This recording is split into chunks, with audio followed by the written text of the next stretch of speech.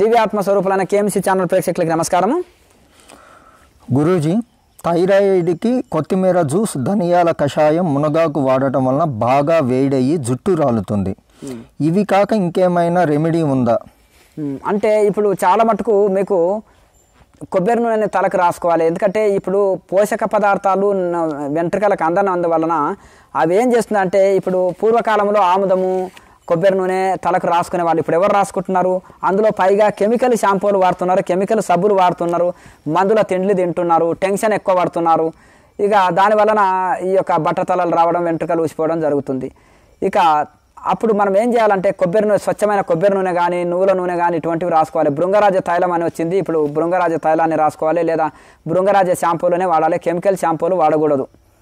కనుక అలాగే ఇంకా మనం శరీరంలో హీటు పెరగకుండా అంటే మనకు సుగంధ పాల వేళ్ళని దొరుకుతాయి, చిల్లగింజలు దొరుకుతాయి, అలాగే ఇంకా కొన్ని దొరకని అడవి దొండగడ్డ, ఇంకా కొన్ని ఉంటాయి. కానీ సింపుల్గా షాపుల్లో దొరికేది చిల్లగింజలు అంత ఈజీగా మెదగవు, దీన్ని కొద్దిగా కష్టపడి మనం మెదగొట్టాలి.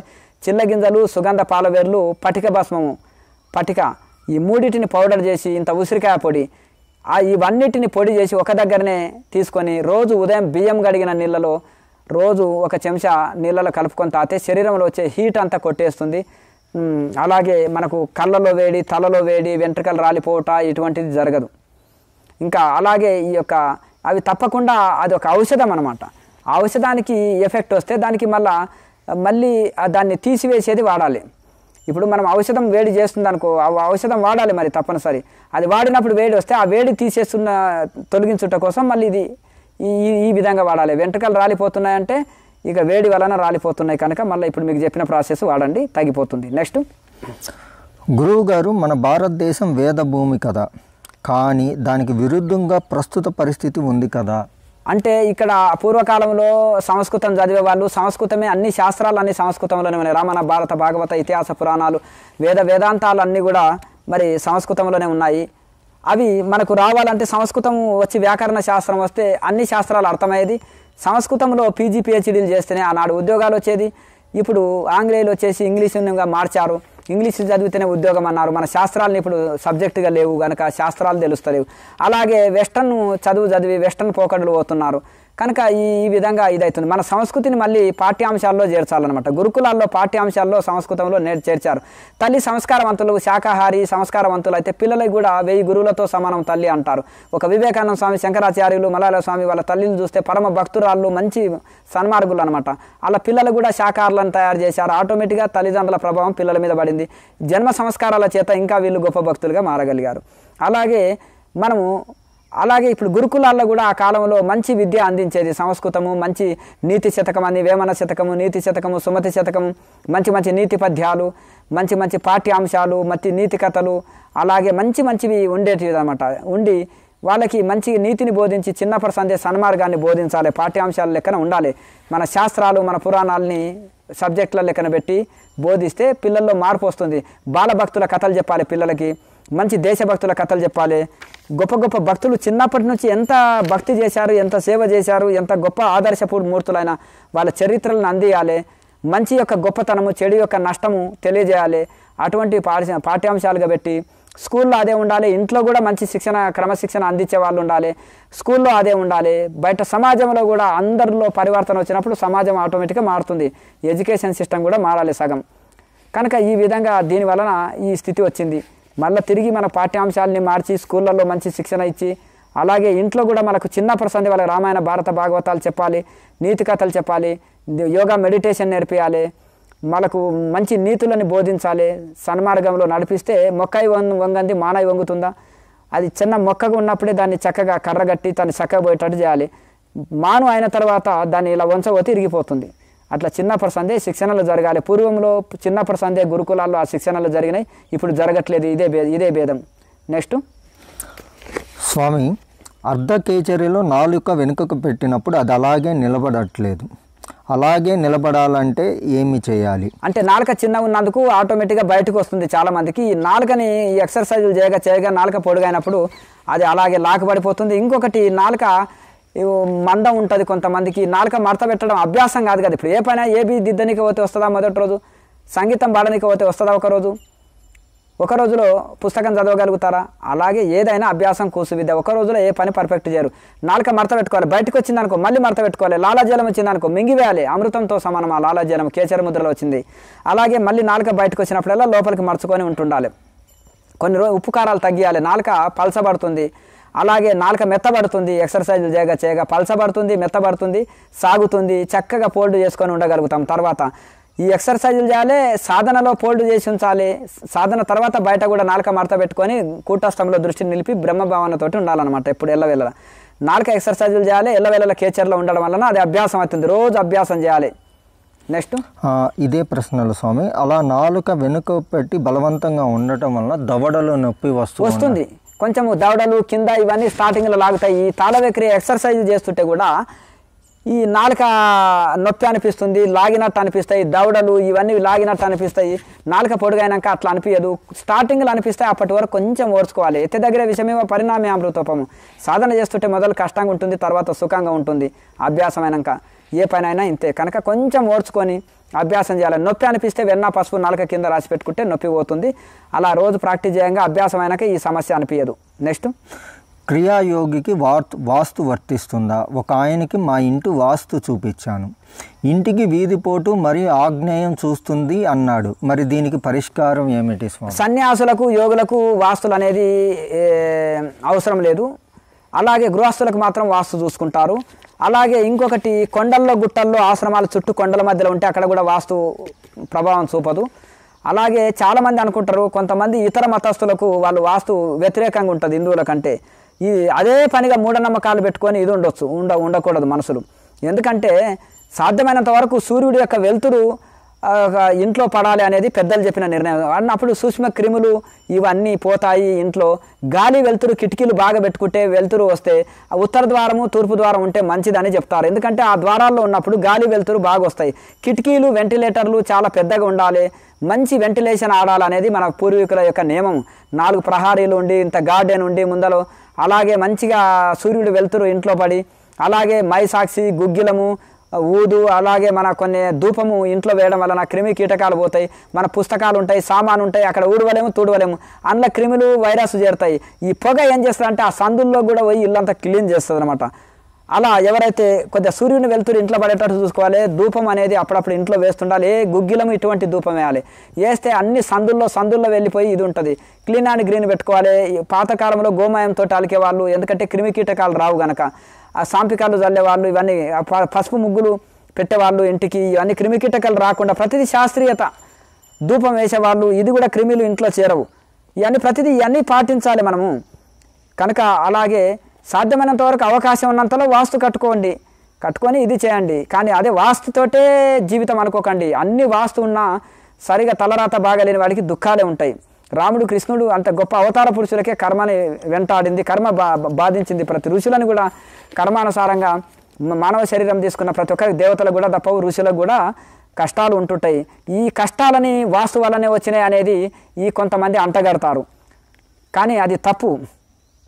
కనుక అన్ని వాస్తులుండి కూడా కొంతమంది దుఃఖాలు బాధల్లో ఉంటుంటారు. అది గుర్తుపెట్టుకోండి. కనుక ఒక దగ్గర కర్మ ప్రభావం కూడా చూపుతుంది. అది దాని వాస్తుకు రుద్దకూడదు. సాధ్యమైనంత వరకు అవకాశం ఉన్నంత గాలి వెలుతురు ఇంట్లో బాగా రావాలి, మంచి వెంటిలేషన్ ఉండేటట్టు కట్టుకోవాలి, ఇంత గార్డెన్ ఉండేటట్టు చూసుకోవాలి, మంచి ఇది ధూపం వేసుకోవాలి ఇంట్లో. ఇవన్నీ ఇదొక శాస్త్రీయ పద్ధతి అనమాట. అలాగే సాధ్యమైనంత వరకు వాస్తు చూసి కట్టుకోండి. కానీ వాస్తు మీదనే బ్రతకకండి. అదే సర్వస్వం అనుకోకూడదు, భ్రమలో ఉండకూడదు. వాస్తు చెప్పే పంతులకు వాస్తు లేదు ఇంటికి, శాంతులు చేసే పంతులు ఇంట్లో శాంతి లేదు. అది గుర్తుపెట్టుకోండి. మనోబలం ఆత్మవిశ్వాసం కలిగి ఉండండి. ఋషులు ఏం చెప్తారు? వివేకానంద స్వామి లాంటి వాళ్ళు మనోధైర్యాన్ని ఆత్మవిశ్వాసాన్ని బోధించేవాళ్ళు. పిరికితనాన్నో ఇది వాస్తు లేదు, నీకు శాంతులు లేవు, ఇది అది నీకు మరణగండం ఉంది అని భయానికి లోన్ చేసి పిరికి వాళ్ళుగా తయారు చేయలే. కనుక వేదాంతాన్ని చదవాలి, విచారణ చేయాలి, శరణాగతి కలిగి ఉండాలి, నిరంతరం ధ్యానం చేస్తుంటే అందులో వాస్తు దోషాలు పోతాయి, ఇంట్లో గృహ దోషాలు పోతాయి, అందులో ఉండే శత్రు పీడలు పోతాయి, నవగ్రహ శాంతులు ఆటోమేటిక్గా ఇది చేస్తాయి. పరమేశ్వరుణ్ణే పట్టుకుంటే పరమేశ్వరుడి కింద పనిచేసే వాళ్ళు నవగ్రహ దేవతలు. సీఎంనే పట్టుకుంటే ఇంకా కింది కార్యకర్తలంతా చెప్పినట్టు వింటారు, మనకు సీఎం డైరెక్ట్ కనెక్షన్ పెట్టుకుంటే. అలాగే పరమేశ్వరునే మనం భక్తుడిగా అయిపోతే ఆయనకి మిగతా గ్రహాలన్నీ కూడా సమస్థితిలో పనిచేస్తుంటాయి. కనుక ఇంట్లో జపధ్యానాదులు ఏ ఇంట్లో చేస్తుంటారో ఆ ఇంట్లో అన్ని వాస్తు దోషాలు కూడా వెళ్ళిపోతాయి. ఇల్లు పవిత్రమవుతుంది, ఆ యొక్క మంచి ఆర పనిచేస్తుంది, అట్లా మంచి యొక్క ఆధ్యాత్మిక వాతావరణంతో అక్కడ మంచి పాజిటివ్ ఎనర్జీ పాస్ ఉంటుంది ఆ యొక్క వాతావరణంలో. కనుక దైవాన్ని నమ్ముకోండి, శరణాగతి కలిగి ఉండి ఆధ్యాత్మిక జీవితం గడిపే వాళ్ళకి ఈ వాస్తు ప్రభావం ఎక్కువ ఉండదు. నెక్స్ట్ స్వామీజీ, ఆశ్రమంకు వచ్చినప్పుడు సాధన బాగా చేస్తాము, కానీ తరువాత ఇంటికి వెళ్ళిన తర్వాత సాధన కరెక్ట్గా చేద్దామంటే కుదరటం లేదు స్వామి. ఎందుకు అలాగా చేయాలని తపన ఉన్నా చేయలేకపోతున్నాం. అంటే ఇక్కడ అందరు కూర్చున్నప్పుడు మీరు కూడా కూర్చుంటారు. హాస్టల్లో బాగా చదువుతాం, ఇంటికాడ సరిగా చదవం అన్నట్టుంటుంది పిల్లలు. ఎందుకంటే హాస్టల్లో పంతులు గారు కరెక్ట్ స్టడీ అవర్స్ ఉంటాయి, ఎడ్యుకేషన్ అవర్స్ ఉంటాయి. ఇంకా వేరే వాళ్ళని అసలు ఇంత కూడా వేస్ట్ టైం ఉండదు, తప్పకుండా చదవవలసిందే, ఆడ నియమం ఉంటుంది. ఇక్కడ ఆశ్రమంలో కూడా అందరూ ధ్యానం చేస్తుంటే నువ్వు చేయవలసిందే, నియమం ఉంటుంది అప్పుడు. అలాగే ఇక్కడ గురు సన్నిధిలో కొంచెం మనసు ఆధీనంలో ఉంటుంది. అలాగే ఇక్కడ అందరు సాధకులను చూసినప్పుడు ఇక్కడ పాజిటివ్ ఎనర్జీలు ఎక్కువ ఉంటాయి, నెగిటివ్ ఆలోచనలు నెగిటివ్ ఎనర్జీలు ఉండవు. అందరు సాధన చేసినప్పుడు తనకు చేయాలనిపిస్తుంది, వాళ్ళని చూసి ఇంకా వాళ్ళలాగా నేను ఎక్కువసేపు చేయాలనిపిస్తుంది. అలాగే ఇక్కడ పాజిటివ్ ఎనర్జీ ఉంటుంది. అలాగే సాధన అవర్స్ టైమింగ్స్ కరెక్ట్గా ఉంటాయి కనుక ఇక్కడ తప్పకుండా చేస్తారు. ఇక్కడ కొంతకాలం అభ్యాసమైనాక ఇదే ప్రాక్టీస్ని, ఇదే సమయ పాలన, ఇదే టైం టేబుల్ని ఇంటికాడ కూడా కంటిన్యూగా కొనసాగించాలి. అయితే మనము సాధనలో ముందుకు వెళ్తుంటే మన గత కర్మలు వెనక్కి లాగుతుంటాయి. దాంతో మనం వైరాగ్యం కలిగి శరణాగతి కలిగి నిరంతర శ్రద్ధతోటి మనము సాధన చేస్తూ అభ్యాసం ఉండాలి. చాలామంది సాకులు చెప్తుంటారు, ఇది టైం లేదు, ఇది లేదు, అది లేదని. అలా కాకుండా మనం ఒక టైం టేబుల్ పెట్టుకొని వైరాగ్యంతో సాధన చేస్తూ ఉండాలి.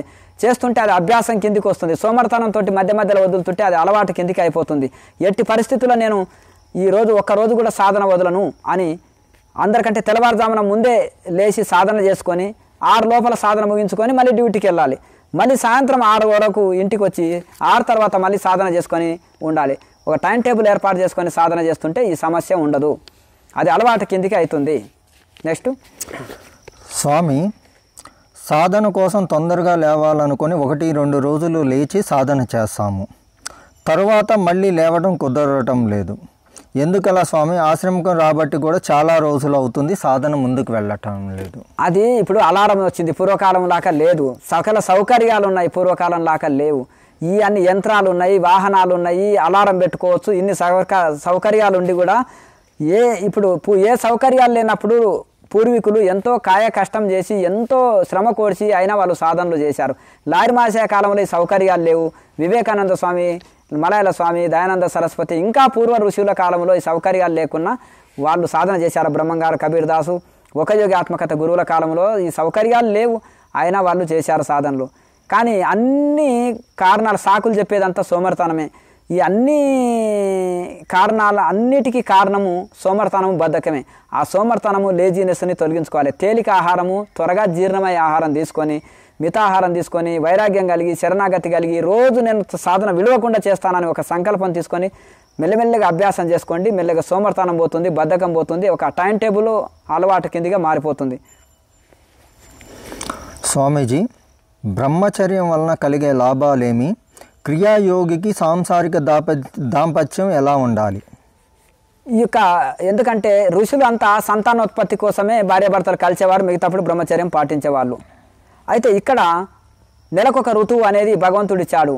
ఋతువు ప్రకారం జీవించేటివి జంతువులు అన్నీ జీవిస్తున్నాయి. ఒక మనిషే ఋతువు తప్పి రోజు కావాలి అన్నీ, కనుక ఆరోగ్యం చెడిపోతుంది.